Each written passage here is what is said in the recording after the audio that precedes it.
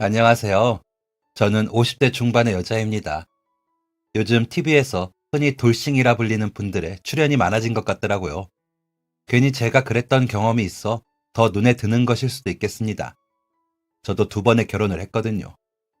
각자 다 다른 상황이 있겠지만 저는 첫 남편을 병으로 먼저 보냈습니다. 고2 때 처음 만나 5년을 빙빙 돌다 연애를 시작하고 결혼을 했거든요. 전 남편은 태권도를 하던 사람이었습니다. 선수나 대표 같은 걸 하진 않았지만 진심으로 태권도를 사랑했죠. 초등학교 저학년 때 시작해 저를 알게 되고도 한참을 도장에 나가 수련을 했습니다. 그래서인지 굉장히 반듯한 사람이었습니다.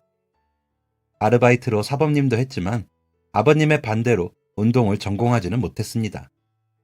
전시댁은 형편이 어려운 집은 아니었습니다. 하지만 제일 큰 아주버님이 서울에서 대학을 다녀 그 뒷바라지를 하시느라 다른 가족들이 허리띠를 졸라매야 했습니다. 전 남편은 그 집의 막내로 형과 누나의 사랑을 독차지했지만 번번이 원하는 것을 누리지는 못했다고 하더라고요. 특히나 아버님이 너무 무서워 크게 목소리를 내지도 못했고요. 하지만 단 한 가지, 태권도장만 가게 해주면 다른 건 다 시키는 대로 하겠다고 사정을 해 다닐 수 있었다고 하더라고요. 나중에는 단수가 높아지면서 관장님께서 나와서 후배들 좀 봐주라고 하셨고요. 그래서 그냥 계속 운동하러 도장에 나가다 돈을 받게 되었다고 했습니다. 다들 어차피 선수도 못할 건데 뭐하러 운동하냐? 라고 해 조금 마음이 다치기는 했지만 그래도 좋았답니다. 저를 처음 만난 그날도 누나가 도복을 다려서 도장을 가는 전 남편에게 너는 그럴 시간 있으면 공부나 해라. 곧 서울로 이사 갈 건데 정신 못 차리고 그러고 다니면 어쩌냐? 오빠처럼 서울에 대학은 못 가도 이 지역 전문대라도 가야 할 것 아니야. 라며 소리를 쳐 기분이 좋지 않은 상태로 집을 나섰다고 하더라고요. 그래서 터덜터덜 걸으며 도장으로 향하고 있는데 갑자기 도와주세요! 라는 목소리가 들리더랍니다. 여자 목소리인데 공원 쪽에서 나는 소리에 놀라 뛰어갔더니 여자애 하나가 부들부들 떨며 울고 있더랍니다. 괜찮으세요? 무슨 일이세요? 라고 물으니 손가락으로 한쪽을 가리키며 돈 달라고 잡고 안 놔줘서요. 다른 학교 애들인 것 같은데 돈 안 주면 안 보내준다고. 여자애들 여럿이서요. 그래서 소리쳤더니 도망갔어요. 라며 울고 있던 여자애가 바로 저였습니다. 워낙 비실거리고 몸이 약해 다른 날에는 엄마가 마중을 항상 나오셨는데 그날따라 부부 동반 모임 때문에 못 나오셨거든요. 그랬더니 가는 날이 장날이라고 그 애들을 딱 만난 거죠. 집으로 가는 지름길이라 항상 지나다니는 공원이라 안심했거든요. 다른 학교 애들이라 누군지도 모르겠는데 5명이 둘러싸고 막무가내로 돈을 달라고 하니 겁부터 나더라고요. 돈도 없었고요. 그래서 무작정 소리부터 쳤습니다. 도와달라고요. 누가 오지는 않아도 혹시나 근처에 들은 사람이 신고라도 해주지 않을까 해서요. 공원을 둘러싸고 집들이 많았거든요. 공원이라 하기에는 작고 놀이터라고 하기에는 넓은 공간이라 제 목소리가 들릴 거라고 생각하고 소리쳤습니다. 그 애들은 놀랐는지 주위를 두리번거리다 인기척이 느껴지니 우르르 도망간 거고요. 맞거나 뺏긴 것 없이 놀라기만 했는데도 다리가 후들거리고 눈물이 주룩주룩 흘렀습니다. 막상 제 나이 또래의 남자애가 달려와 괜찮냐고 물어보는데 좀 창피하기도 하고요. 학원이 끝나고 오는 길이라 늦은 시간이었는데 혼자 다녔으니 이상하게 볼까 걱정도 되더라고요. 그때 제가 학원에 다니고 있었거든요. 시험이 얼마 안 남아 막바지 보강이 있어 좀 더 늦기는 했지만 매일 오고 가는 길이라 의심도 없이 걷다가 날벼락을 맞은 거라 좀 억울했습니다. 제가 그때까지는 정말 집, 학교, 학원밖에 모르던 아이라 정말 속상했습니다. 공부를 제법 한다는 소리를 듣던 저였기에 불량한 아이들과의 인연이 없어 더 두려웠는지도 모르겠습니다. 그래서 다른 사람들보다 유난스럽게 부들거리며 떨고 있었나 봐요. 겁도 많고 몸은 약하니 그럴 수밖에요. 제 소리에 놀라 달려온 그 사람은 저를 집 앞까지 데려다주고 가면서 웃으며 나중에 시간 나면 운동 배우러 와요. 몸이 약해서 운동 좀 해야겠어요. 하더라고요. 그때는 그 소리가 귀에 들어오지도 않고 그저 집으로 들어가고 싶은 마음뿐이라 네, 감사합니다. 라고 대충 대답을 하고는 집으로 들어가 버렸습니다.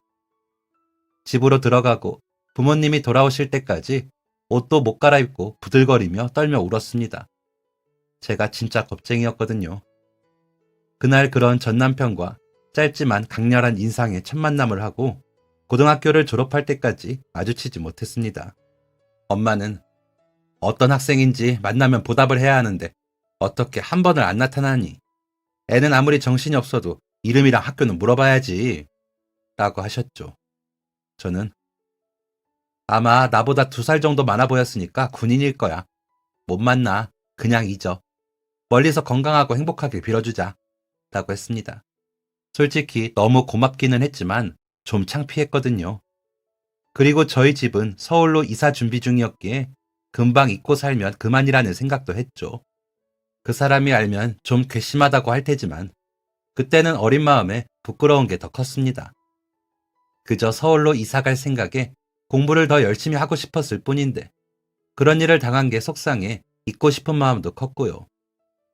어찌됐건 찾아서 보답을 했어야 했는데 그런 것은 생각 안 했던 것 같습니다. 못되고 철이 없었습니다. 그걸 깨닫기까지 그리 오랜 시간이 걸리진 않았습니다. 서울에 가서 공부를 하면서 제가 살던 고장에서 하던 공부는 별것도 아니었구나 싶었지만 열심히 노력했습니다. 어떻게든 따라잡아 번듯하게 대학에 가고 싶었죠. 아버지 회사 발령 문제로 서울에 가기는 했지만 고향이 살던 고장인 엄마가 많이 힘들어 하셨거든요. 그런데 제 공부 때문에 겸사겸사 이사를 결심한 엄마를 실망시켜드리고 싶지 않기도 했고요. 아버지는 일이 더 바빠지셨고 친가에서는 엄마를 곤란하게 하시는 일이 많아 엄마가 많이 힘드신 상태셨거든요. 그래서 일을 악물고 공부만 더 열심히 했습니다. 그렇게라도 엄마에게 포상을 하고 싶었으니까요. 그 결과 저는 목표한 대학에 목표한 과로 당당히 합격을 하게 되었습니다. 수학이 넘어 합격이라는 목소리를 들으며 느껴졌던 그 희열은 아직도 잊을 수가 없죠. 세상이 다 제 것 같았습니다. 다행히 부모님도 너무 기뻐해 주셨고 저는 별 걱정 없이 대학에 입학을 했습니다. 열심히 공부해서 아버지가 다니시는 회사에 입사하는 게 제 그 다음 목표였습니다. 우리나라에서 손꼽히는 회사이기도 했고 제가 다닌 학교 선배님들이 많이 다니시는 회사라고 들었거든요. 그래서 더 그런 목표를 세웠습니다. 첫 수업을 들으러 가는 발걸음은 날개가 돋아나기라도 한 듯 가볍기 그지없었죠. 신나게 강의실에 앉아 교수님이 들어오시는 것을 보는데 제가 대학생이 됐다는 게 실감이 안 났습니다. 진짜 꿈에서나 그리던 장면들이 제 눈앞에 펼쳐지고 있었으니까요. 경영학과에 다니는 기세등등한 여학생이라는 생각에 도취되기도 했죠. 그렇게 설레는 마음으로 정신없이 흘러간 첫 수업이 끝나고 저기 혹시 부산에서 오지 않으셨어요? 라고 한 남자가 묻는 겁니다. 순간적으로 별의별 생각을 했죠. 아직도 내가 부산 사람 같아 보이나 싶어 확 주눅이 들기도 하고요. 처음 전학을 갔을 때 부산에서 왔다는 사실을 안 친구들이 너 사투리 할 줄 알아? 우유 주세요 라고 해봐 라며 몰려들어 묻기도 해 많이 힘들었거든요. 부산이라는 지역이 창피한 게 아니라 낯선데 신기하게 보는 아이들의 시선이 불편하기도 했고요. 그래서 사투리 안 쓰고 서울 사람처럼 보이기 위해 나름 노력했습니다. 그런데 대학생활 첫 수업부터 부산 사람이라고 물으니 김이 확 새더라고요. 그래서 아닌데요? 하고는 다음 수업을 위해 이동하려는데 혹시 저 모르시겠어요? 그 공원에서 라고 하기에 돌아보니 본 적이 있는 사람이 서 있더라고요. 그 사람이었습니다.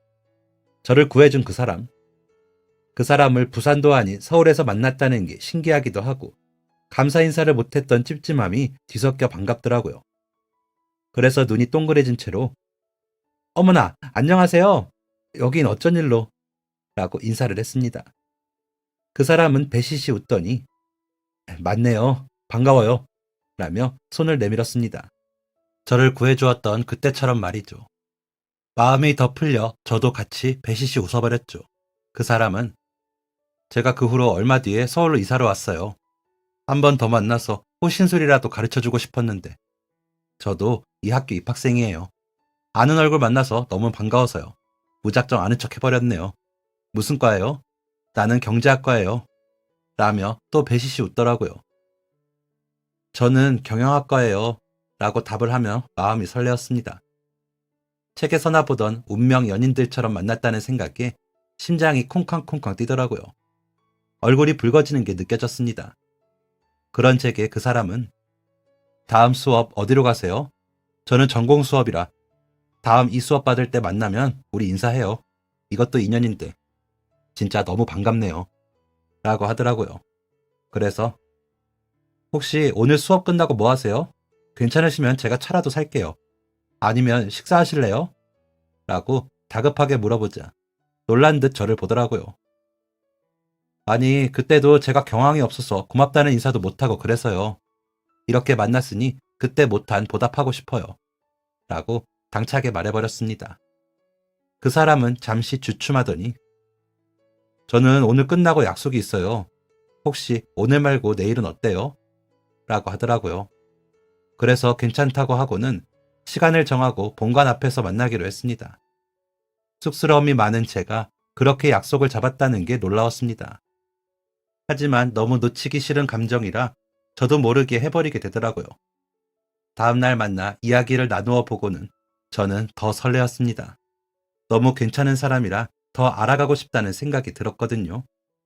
게다가 저와 비슷하게 서울로 이사를 와 저처럼 먼 지역으로 온 그 고충을 공감하다 보니 말도 잘 통하더라고요. 새로 사귄 친구들과의 관계도 전에 살던 지역의 친구들과는 미묘하게 다르다는 것까지 공감하며 느꼈으니까요. 그러다 부산에서처럼 사투리도 편하게 써가며 대화를 하고 나니 무언가 묵은 체증이 내려간 것 같다고 할까요? 혹시나 티가 날까 싶어 조심하느라 말을 편하게 못할 때가 많았거든요. 그러다 보니 굉장히 오래 알고 지냈던 사람 같다는 생각이 들었고 너무 좋다고 느껴지더라고요. 하지만 제가 먼저 그런 말을 하고 표현하기에는 너무 창피해서 쉽게 표현하지 못했죠. 괜히 실없는 사람처럼 느껴질까 두렵기도 했고요. 그 사람의 생각을 알 수가 없으니 함부로 행동할 수가 없었습니다. 그랬다가 거절당하면 일주일에 2번 있는 그 수업에 가는 일도 고역일 테고요. 아무리 과가 달라도 같은 경상대라 자주 마주칠 거라는 생각에 더 함부로 행동할 수는 없었죠. 그래서 그날부터 저와 그 사람은 친구가 되었습니다. 워낙 반듯한 사람이라 여자건 남자건 친구가 많았던 그 사람은 제게도 친절하면서도 편하게 대해주었습니다. 그렇게 1학년을 보내고 2학년을 마치고 겨울방학을 앞두게 되었는데 윤미야, 나 군대 가 라는 그 사람의 말에 저는 그만 울어버렸습니다. 너무 갑작스럽기도 했고 이대로 그 사람이 군대를 가버리면 이제는 만나기가 쉽지 않겠다는 생각에 눈물이 나더라고요. 그렇다고 엉엉 울지는 못했지만 마음속으로는 통곡을 하고 있었습니다. 처음 부산에서 저를 도와주러 달려오던 그 사람의 모습부터 대학에서 만나 2년 동안 친구라는 이름으로 곁에 지내며 쌓아온 추억들이 스쳐 지나갔습니다. 그 사람은 제 눈물을 닦아주면서 야, 군대는 내가 가는데 왜 너가 오냐? 자식이 이 오빠 걱정이 되나 보다. 라며 웃더라고요. 그런 그 사람에게 너 좋아해. 그러니까 오는 거야. 왜 얘기 안 했어? 미리 알았으면 마음의 준비라도 했을 거 아니야. 이게 뭐야? 라는데 좀 서럽더라고요. 저 혼자 좋아했으면서 뭐가 그리 서운했는지 훌쩍이며 울고 있는데 그 사람은 웃으면서 제 손을 잡았습니다. 다행이다. 나만 널 좋아한 게 아니어서. 너한테 그런 말 들으니까 너무 좋은데. 지금은 너한테 뭐라고 해야 할지 모르겠어. 내가 편지할게. 우리 일단 좀 그렇게 지내보고 그리고 이야기하자. 윤미 너한테 더 좋은 사람이 생길 수 있잖아. 괜히 내가 방해물이 되고 싶지는 않아. 라며 웃는데 눈물을 글썽이더라고요. 그런 그 사람이 더 믿음직스러워 보여 더 좋았습니다. 그 사람은 겨울방학이 시작되고 얼마 뒤 훈련소에 입소를 했습니다. 그 사이 몇 번을 만나 영화도 보고 커피도 마시며 데이트도 했죠. 그런 시간이 더 쌓일수록 아쉬운 마음은 더 커졌습니다. 조금 더 빨리 솔직했다면 더 많은 추억을 쌓고 군대에 가게 했을 텐데 하는 아쉬움이었습니다. 그 사람에게 편지가 오고 나서는 매일 편지를 썼습니다. 매일 편지를 쓰며 매일 그리워했습니다. 휴가를 나온 그 사람을 만나고 와서도 편지를 썼습니다. 부대에 복귀해서 볼 수 있도록 말이죠. 그 사람은 그런 저에게 너무 고마워하면서 애정을 많이 표현해 주었습니다. 부산 사나이라며 허세만 부리는 그런 사람이 아니라 더 좋아졌습니다. 그렇게 그 사람에 대한 열렬한 마음을 불태우면서 저는 학교 생활을 열심히 했습니다. 그 사람이 있을 때보다 더 열심히 공부했고 더 열심히 노력했습니다. 도서관에서 거의 살다시피 했죠. 장학금을 타서 받은 용돈으로 그 사람에게 보낼 선물을 사 보내기도 했습니다. 그래서인지 제가 원하던 아버지 회사에 졸업과 동시에 입사할 수 있었습니다. 그마저도 그 사람 덕이라고 생각해 그 사람에게 고맙다고 할 정도로 그 사람은 곁에 없었어도 제 안을 가득 채운 사람이었습니다. 그 사람은 그런 저에게 나한테 뭐가 고마워. 윤미가 노력한 건데. 너무 멋있다. 나도 제대하고 복학하면 꼭 윤미처럼 열심히 할게. 라며 웃고는 했습니다. 제가 회사에 다니기 시작하고 정신없이 바쁠 무렵 그 사람은 제대했고 약간 빈 시간에 집 근처 도장의 사범으로 아르바이트를 나갔습니다. 그냥 과외나 학원 조교로 나갈 수도 있었지만 태권도로 마음을 다스리고 싶다고 하더라고요. 그러면서 저를 매일 회사 앞으로 데리러 와주었습니다. 제가 야근이 많아 늦게 끝났거든요. 우리 윤미 겁도 많은데 이제 내가 매일 데려다 줘야지 하면서요. 그렇게라도 매일 보는 게 정말 꿈 같았습니다. 헤어지는 순간이 너무 아쉬웠죠. 비가 오나 눈이 오나 매일 집 앞을 얼마나 오고 갔는지 모릅니다. 서로 더 데려다 주겠다는 핑계로 골목을 왔다 갔다 했죠. 그리고 여름방학이 지나 복학을 한 그 사람은 꼭 좋은 회사에 취직을 해서 저와 결혼을 하겠다며 열심히 공부했습니다. 그러면서도 저를 데려다 주는 일은 빼먹지 않았습니다. 저는 너무 행복했습니다. 그러느라 저는 엄마가 그렇게 아프신지 몰랐습니다. 건강검진을 받은 엄마가 자궁암 판정을 받은 것도 수술을 앞두고 있는 줄도 몰랐죠. 외동딸인 저를 엄마는 마냥 아이라고 생각하셨던 걸까요? 엄마가 부산에 가고 싶다며 다니러 가자는 말도 흘려듣고 저는 연애하느라 바빴습니다.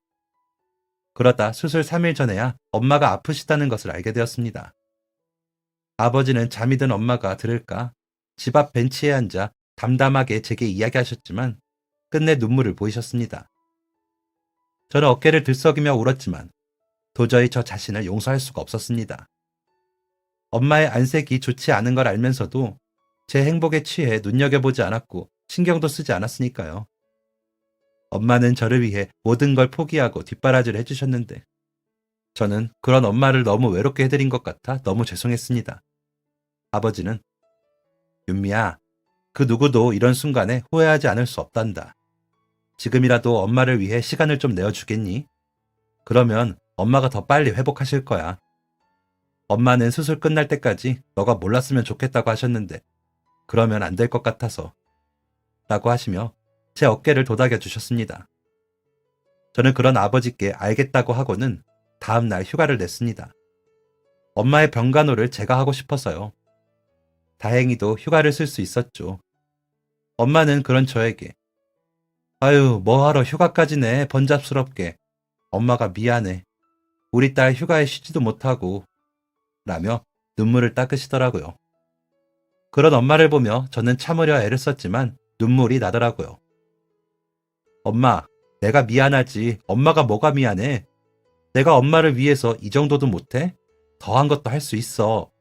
라며 손을 잡고 대화를 나누는데 그 사람이 병실 문을 열고 들어오더라고요. 그러더니 걸쭉한 부산 사투리로 어머니 안녕하십니까? 박선호라고 합니다. 윤미 남자친구예요. 라며 인사를 하더라고요. 제 이야기를 듣고 일부러 찾아와 엄마를 안심시켜주려고 온 그 사람에게 너무 고마웠습니다. 엄마는 오랜만에 듣는 사투리에 깜짝 놀라시더니 이내 그 사람과 함께 사투리로 편하게 이야기하시더라고요. 제가 사투리 고친다고 부모님까지 사투리를 못 쓰게 졸라 엄마도 사투리를 못 쓰셨거든요. 그런데 그 사람이 와서 시원하게 사투리로 이야기를 하니 속이 후련하다 하실 정도로 좋아하시더라고요.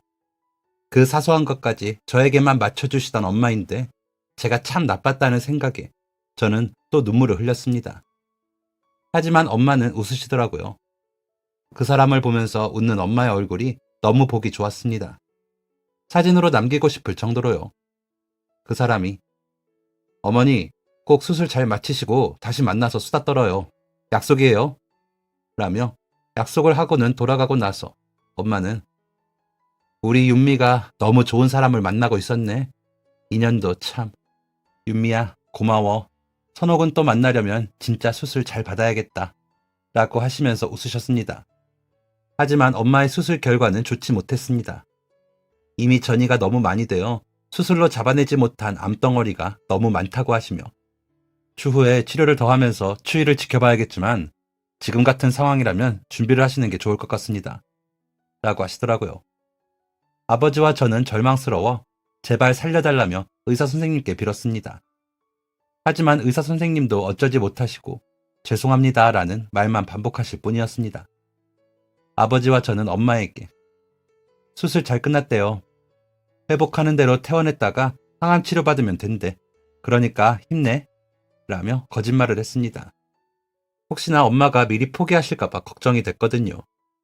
그 사람은 그런 사정을 다 알면서도 와서 엄마와 한참 수다를 떨며 어머니 퇴원하시면 제가 진짜 맛있는 꼼장어집 모시고 갈게요. 제가 부산에서부터 꼼장어 전문가거든요. 라고 엄마께 말하며 엄마를 즐겁게 해주었습니다. 저는 너무 고마우면서도 미안해. 취업 때문에 바쁜데 일부러 안 와도 돼. 내가 너무 미안해서 그래. 라고 하자. 어머니 만나러 오는 거야. 그래야 윤미도 보고. 여기 윤미가 있는데 내가 왜 안 와? 뭐가 미안해. 라며 웃더라고요. 너무 좋은 사람을 내가 남자친구로 두고 있구나 싶은 마음에 저는 더 사랑하는 마음이 생겼습니다. 엄마는 점점 더 안 좋아지는 몸의 상태를 느낀 건지 저에게 지나듯이 당부하는 말들을 하기 시작하셨습니다. 그럴 때마다 알았어. 엄마가 다 나아서 해줘. 엄마랑 같이 할래. 라며 엄마 애를 태웠지만 그렇게 하지 않으면 엄마가 다 두고 떠날 것 같아 괜히 어린애처럼 조르고 졸랐습니다. 그런 제 마음을 엄마는 아셨는지 나중에 보니 작은 수첩에 가득 메모를 해두셨더라고요. 기운도 없어 삐뚤빼뚤 쓴 글씨들이 너무 슬퍼 보이게 말이죠. 그렇게 엄마는 내내 곁을 지키다 잠깐 엎드려 잠이 든 제 손 위에 엄마 손을 얹고 돌아가셨습니다. 마지막 말이 뭐였는지는 모르지만 아마도 사랑한다는 말이었을 것이라 생각하고 있습니다. 그렇게 엄마를 보내드릴 때도 그 사람은 제 곁에 있어 주었습니다. 중간고사 기간이었는데 제 곁을 지켜주었죠. 그 와중에도 그 사람 시험 걱정을 하는 제게 어머님 보내드리는 일이 나한테는 더 큰 시험이야. 윤미야, 우리 어머님 잘 보내드리는 것만 생각하자. 라며 다독여 주더라고요. 그 사람 덕분에 슬픈 와중에도 버텨졌습니다. 아버지와 저는 장례가 끝나고도 3일 정도 아무것도 먹지 못했는데 그 기간 동안 음식을 사다 나르고 동네 의원에서 사람을 불러 링거를 맞게 해준 것도 그 사람이었습니다. 그렇게 그 사람은 자연스럽게 아버지와 제 곁에 있어 주었습니다. 덕분에 일상으로 돌아갈 수 있게 되었습니다. 그 사람은 그 후에도 아버지와 주말에 낚시를 가고 저와 데이트를 하는 일도 열심히 해주었습니다. 그러느라 시간을 많이 허비했을 텐데 좋은 회사에 취직도 했죠. 그러자 아버지는 저희 두 사람을 다른 날과 다르게 진중하게 부르시더니 박군이 취업도 했는데 결혼식을 하는 건 어떠니? 박군, 자네 생각은 어떤가? 라며 물으시더라고요. 그 사람은 엎드려 절하며 감사합니다 하며 웃었습니다. 저는 혼자 지내실 아버지 생각이 울고 말았고요. 엄마가 돌아가신 지 1년이 조금 넘은 시기였던지라 저까지 없는 집에 아버지 혼자 계실 상상을 하니 결혼이 급하게 느껴지지 않더라고요.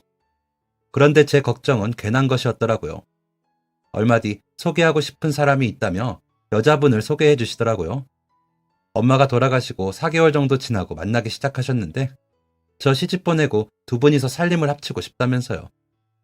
마음속에서 화가 나는 건지 서운한 건지 모를 감정이 휩싸이며 분노가 일어나더라고요. 그래서 아버지, 그래서 나보고 결혼하라 그러신 거예요? 아버지 새 살림 내시려고요? 아니, 엄마 돌아가신 지 얼마나 되었다고 여자를 만나셨어요? 혹시 엄마 돌아가시기 전부터 만나신 거 아니에요? 라며 해서는 안 될 말까지 해버렸습니다. 아버지는 미안하다며 고개를 숙이셨습니다. 그런데 그 여자분은 아니, 엄마가 돌아가신 건 안타깝지만 아버지 남은 인생은 생각 안 해요? 아무리 철이 없어도 너무하네. 돌아가시기 전에 만났으면 어때? 그러면 뭐 다 죽어가는 사람만 쳐다보고 있어? 그리고 돌아가신 분만 그리워하면서 청승 떨면 되는 건가? 하면서 목소리를 높이더라고요. 저는 너무 화가 나. 아빠, 이런 여자를 만나고 같이 하고 싶어서 엄마를 배신하시는 거예요? 알았어요. 제가 빠져드릴게요. 대신 저 결혼만 하면 아빠랑 저랑은 이제 남남이에요. 라고는 자리를 박차고 나와버렸습니다. 엉엉 울며 길을 걷다가 그 사람 집 앞까지 갔지만 차마 그 사람에게 이런 이야기를 다 할 수가 없었습니다. 너무 창피해서 숨기고 싶다는 생각을 했죠. 그저 얼른 결혼하고 싶다며 서둘러 결혼을 준비했습니다. 아버지는 그런 제게 뭐라고 말하고 싶어 하셨지만 저는 곁을 내드리지 않았습니다. 밤마다 엄마 사진을 보며 울었죠. 엄마의 남은 짐들은 제가 다 챙겨 신혼집으로 가져갔습니다. 시부모님들은 좋은 회사 다니고 좋은 대학까지 나온 며느리를 봤다며 좋아하셨습니다. 손윗 동서인 형님은 동서는 좋은 대학 나와서 일도 못하겠네. 나만 다 하게 생겼다. 라며 저를 탐탁하게 여기지 않았습니다. 신우이는 아주 며느리를 모시네 모셔. 라며 저의 작은 흠이라도 잡아내려 애를 썼고요. 형님은 결혼하실 때 시부모님이 반대를 많이 하셨더라고요. 고등학교 나와 격리일을 하던 형님이 명문대를 나온 아주버님과 안 어울린다면서요. 친정도 형편이 어려워 혼수도 제대로 못해와 눈치를 많이 보신다고 하더라고요. 신우이는 위로는 오빠, 아래로는 동생에게 치여 하고 싶은 공부도 못했다며 저의 처지를 부러워하시면서도 얄미워하더라고요. 제 속은 속이 아닌데 다른 사람들 눈에는 금지옥엽 외동딸이었나 봅니다. 아무튼 그런 형님과 신우이의 시샘에서 저를 지켜준 건 전남편과 시부모님이셨습니다. 형님의 말과는 다르게 좋으신 분들이었고 형님 눈치도 주시지도 않더라고요. 신우이는 못해주기도 했지만 원래도 공부를 못했다고 하는데 그건 본 게 아니라 모르겠습니다. 제가 쌍둥이를 임신해 입덧도 심하고 일도 더 다닐 수가 없을 정도로 힘들어할 때도 친정 엄마가 안 계신 저를 위해 챙겨주신 게 시부모님이셨습니다. 연세도 많으신 분들이 한참 추울 때 저를 위해 매일 아침 새로 한 반찬을 챙겨 가져다 주셨거든요. 형님 임신하셨을 때도 해주셨다며 큰애는 사골국을 잘 먹어서 한여름에 매일 큰 솥으로 국을 끓였어. 윤미, 너는 겨울이라 더 좋구나 하시더라고요. 그래도 큰아들이라 아주버님에게 더 자주 들르셨는데 형님은 그것도 싫다 하더라고요. 괜히 와서 아들 뭐 먹나 궁금해 저러시지. 감시야. 아휴. 라면서요. 저는 이해가 안 가. 형님, 왜 그렇게 안 좋게만 생각하세요? 잘해주시는데. 라고 했다가 번번이 눈흘김을 당해야 했습니다. 쌍둥이가 태어나고 몸조리도 시어머님이 해주셨습니다. 친정엄마 없는 며느리 몸 상할까 엄청 챙겨주셨죠. 전 남편이 왜 그렇게 착한지 알겠더라고요. 그러다 저희 쌍둥이들이 두 돌을 지내고 2달 뒤쯤 새벽 기도를 가시던 시부모님께서는 두 분이서 나란히 돌아가셨습니다. 졸음운전을 한 트럭 운전기사가 중앙선을 넘어 두 분을 들이박는 사고를 내는 바람에 저희와 꽃구경 가기로 한 약속도 지키지 못하시고 돌아가셨습니다. 전 남편은 두 분의 죽음을 못 견딜 정도로 괴로워했습니다. 아주버님과 시누이도 힘들어했지만 유난히 전 남편이 힘들어하더군요. 엄하시긴 했지만 언제나 막내 아들을 위해 애쓰신 부모님께서 갑자기 황망하게 돌아가시니 괴로웠을 거라고 생각합니다. 부모님께 잘하는 아들이었지만 그렇게 돌아가시고 나니 더 후회되고 괴로웠겠죠. 저도 받기만 하고 돌려드리지 못한 사랑에 괴로웠으니 전 남편은 더 심했겠죠. 그러더니 생전하지도 않던 술을 입에 대기 시작하더군요. 정확한 주량도 모르던 사람이 그저 술만 마셨답니다.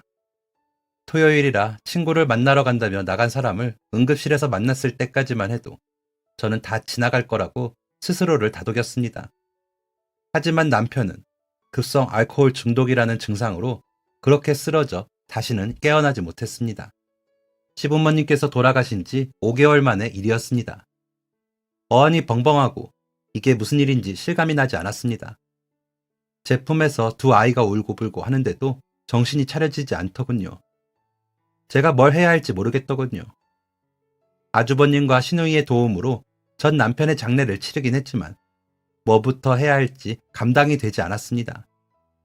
아주버님은 회계사답게 남편이 가진 재산과 받은 유산, 남편이 남긴 유산을 정리해 저에게 주시면서 재수씨, 하연이 하선이 생각해서 정신 차리셔야 해요. 선호는 그렇게 갔지만 재수씨가 아이들을 지켜야죠. 라며 고개를 떨구고 우시는데도 저는 실감이 나지 않았습니다. 뭐가 뭔지 전 남편이 와서 정리해 줄 것 같았습니다. 하지만 전 남편은 오지 않더군요. 아이들은 키워야 하는데 저는 이제 혼자이니 혼자서 다 해결을 해야 했습니다. 하지만 갑자기 생활이 변하는 건 쉽지 않더군요. 남편은 없고 벌어오는 수입은 없는데 돈을 전처럼 쓰니 통장은 금방 불안한 수치가 되더군요. 아이들이 유치원에 갈 때까지는 제가 데리고 있어야 했기에 저는 이사를 결심하고 집을 줄여 이사하고 가계부를 쓰기 시작했습니다.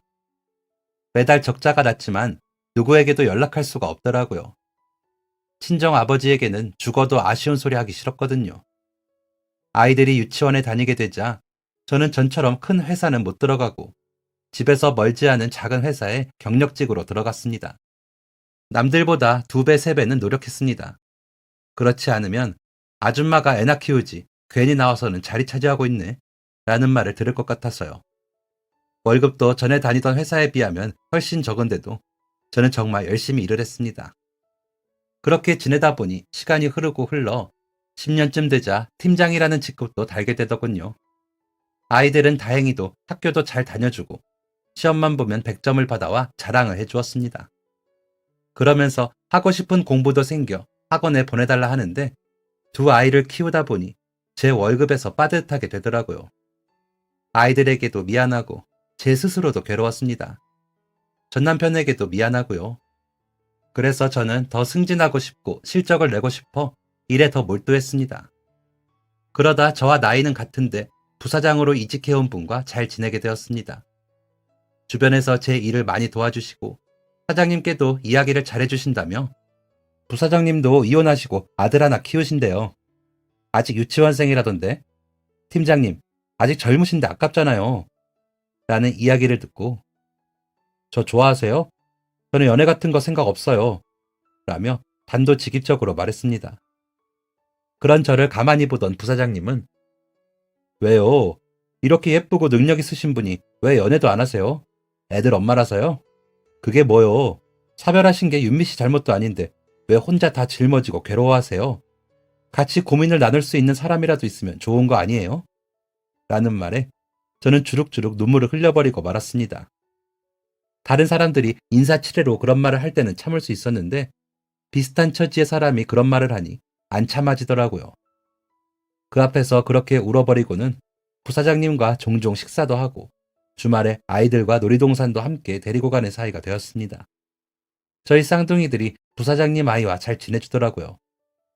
그렇게 몇 번 만나자 딸아이가 엄마, 홍준이 아빠랑 결혼할 거야? 라고 묻기에 무슨 그런 말을 해? 라고 답을 하며 얼굴이 빨개졌나 봅니다. 감춘다고 했는데 잘 안 되더군요. 아들아이가 엄마 얼굴 빨개졌다. 난 홍준이 아빠 좋아. 아빠 같아. 라는 겁니다. 그러자 딸아이가 나도 홍준이 아빠 좋아. 엄마도 잘 웃게 해주고 그 정도면 합격이야. 하더군요. 그래서 그런 거 아니야. 홍준이 아빠랑 엄마는 같이 일하는 친구야. 엄마는 하연이 하선이만 있으면 돼. 라고 하자 딸아이가 엄마 그러다가 우리도 다 커서 결혼하고 그러면 엄마 어쩌려고 그래. 그러다 홍준이 아빠 다른 여자가 데려가. 홍준이 아빠 잘생겼잖아. 라고 하더군요. 저는 그러라지. 엄마는 우리 쌍둥이들만 보고 살 거야. 나중에 커도 엄마 책임져. 하고는 말았지만 많은 생각이 드는 밤이었습니다. 며칠 뒤 부사장님은 홍준이가 윤미 씨가 엄마였으면 좋겠대요.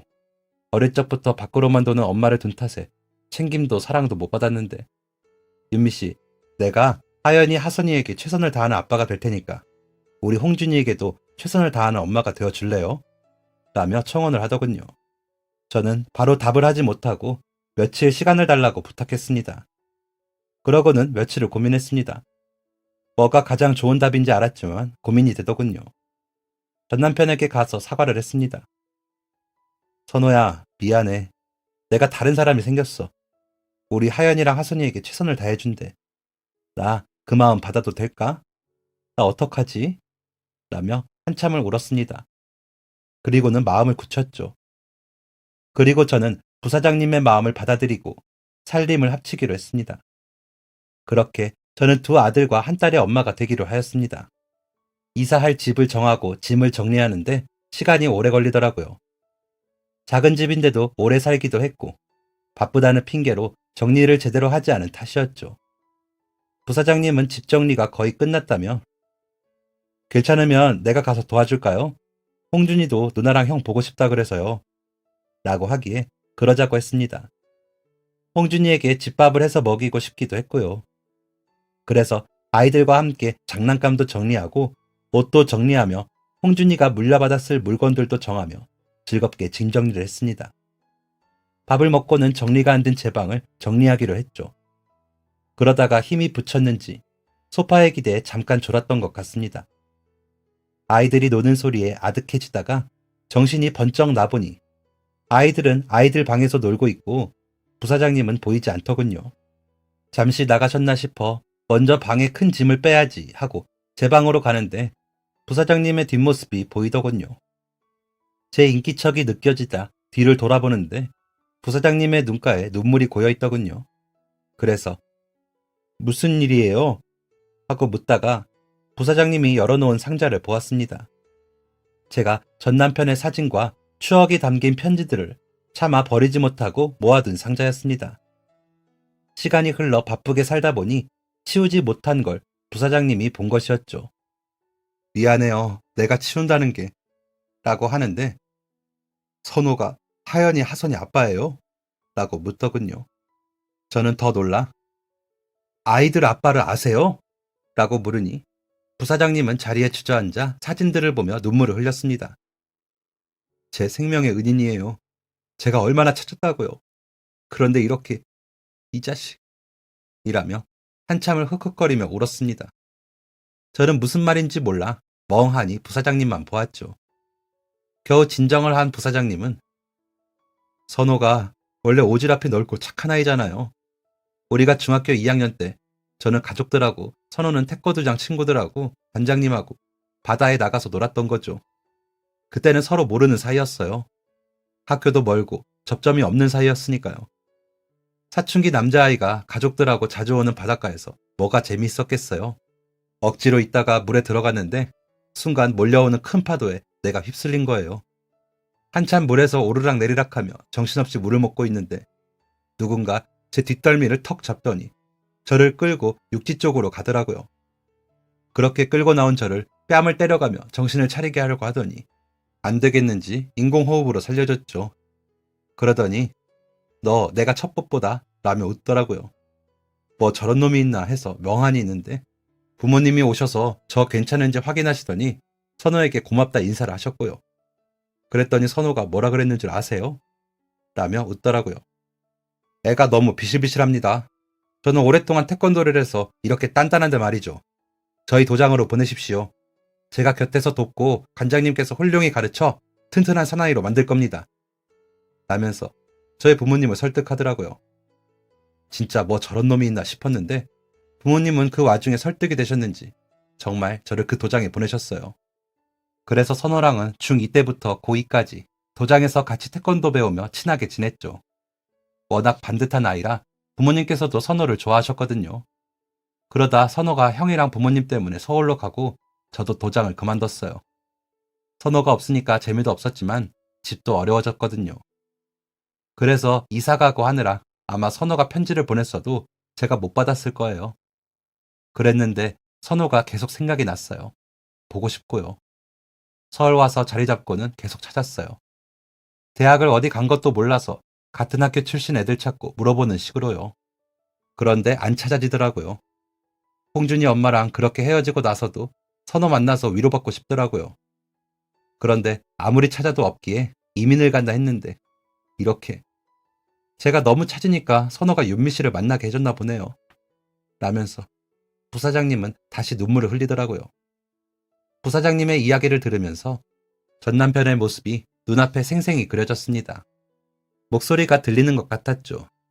그 사람이 어떤 사람인지 너무 잘 알아서 어땠을지 말만 전해 들어도 알겠더라고요. 그리고 우리 둘을 만나게 해준 것 같다는 부사장님의 말이 맞다는 생각이 들었죠. 그 사람이라면 모두가 행복한 일을 선택했을 거니까요. 부사장님이 우리 하연이랑 하선이 선호 자식인 거 알았으니까 제가 하려던 최선에서 더 노력해서 잘할게요. 우리 선호한테 나중에 잘 살았다고 말하기에 진짜 열심히 살아요. 라고 하는 말에 저도 눈물을 흘렸습니다. 저희는 새로운 마음으로 가족 사진을 찍어 거실에 제일 먼저 걸고는 이사를 하고 아이들 열심히 기르면서 살았습니다. 지금도 열심히 노력하고 있고요. 막내 홍준이는 엄마를 만나서 누나 형이랑 만나서 저는 너무 행복해요. 감사합니다. 라고 편지를 써주어 아직도 제 침대 머리맡에 붙여두었습니다. 저희 쌍둥이들은 아빠에게 가서 비밀 얘기를 다 하죠. 저에게는 안 해도 아빠에게 하더라고요.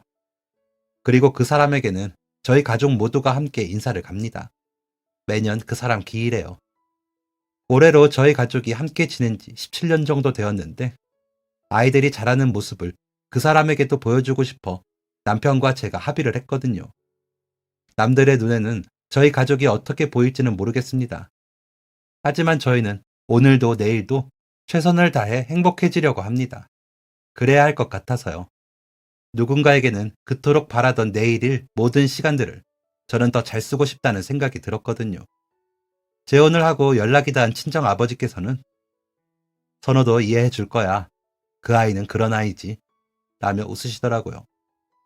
아버지는 제가 마음에 걸릴까 일부러 그러셨다는 걸 나중에 알았습니다. 저 몰래 전 남편이 아버지를 만나고 돌아와 쓴 일기를 뒤늦게 보게 되었거든요. 오래전부터 만났다고 해야 제가 안심할 것 같았고 아버지를 원망해야 뒤도 안 돌아보고 결혼할 것 같았다고요. 그것도 제가 아이 낳고 전 남편이 몇 번 찾아가고 나서야 이야기해 주셨대요. 안 그러면 제가 쌍둥이 키우면서 너무 신경 쓸 게 많아진다며 조금 더 아이들 키워놓고 이야기하자 했다고 쓰여진 일기에는 얼마나 사랑해야 미움받을 용기까지 낼 수 있을까. 그 마음을 감히 헤아릴 수가 없다. 아버님만큼 윤미를 사랑하도록 노력해야겠다. 라며 마치는 글이 되어 있더라고요. 그 일기가 전 남편의 마지막 일기였는데 제가 너무 늦게 본 거죠. 남편과 짐 정리하면서요. 그래서 요즘은 자주 찾아뵙고 있습니다. 그 여자분과는 저 결혼하고 얼마 뒤에 바로 헤어지셨대요. 그리고 계속 혼자 지내셨다고 하더라고요. 그 시간이 얼마나 괴로우셨을지 생각해보면 너무 죄송해서 지금이라도 더 잘하려 노력합니다. 아버지는 다 괜찮다, 좋다 하시지만 저는 매번 죄송하기만 하네요. 그래서 매 순간을 더 열심히 잘 살려고 더 노력합니다. 아깝잖아요. 여러분도 매 순간 행복하시길 바라겠습니다. 저도 그 행복을 위해 노력하거든요. 각자의 자리에서 행복하다 보면 세상 모두가 행복해지겠죠. 누가 뭐라고 하든지 내가 행복한 게 제일 아닐까요? 행복한 모두를 위해 기도하며 이만 글 마치겠습니다. 지금까지 사연 들어주셔서 감사합니다. 사연이 재밌으셨다면 구독과 좋아요를 눌러주세요. 감사합니다. 안녕히 계세요.